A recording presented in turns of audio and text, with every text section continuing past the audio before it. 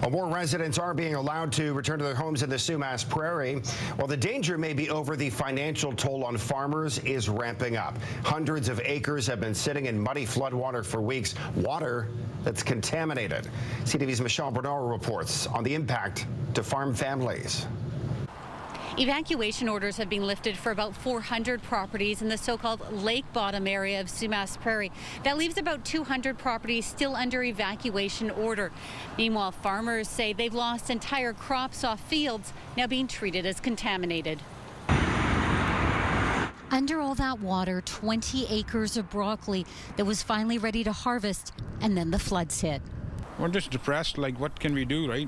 At a nearby field, acre after acre of cabbage going to waste. Our crop is contaminated. It starts to rot and we cannot harvest. Once the water is touched to the bins, we cannot take it. This storage facility also had flooding, meaning all of this will be thrown out. Much of the crop in this field actually survived the flooding, but because the Brussels sprouts were in about 1.5 feet of water, they're considered contaminated and can't be harvested.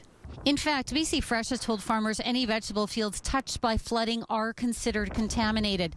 The Fraser Valley Coal Crop Association estimates about 500 acres has been impacted.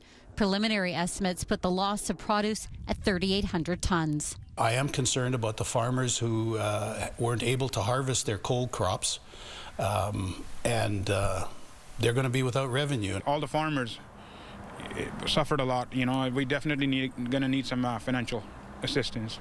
Both the provincial and federal governments have committed to financial assistance, and BC says some funding is available through already existing programs, but farmers say they aren't getting the help they need right now to survive.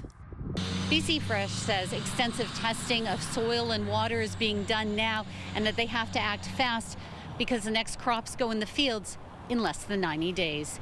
Michelle Bernoro, CTV News, Abbotsford.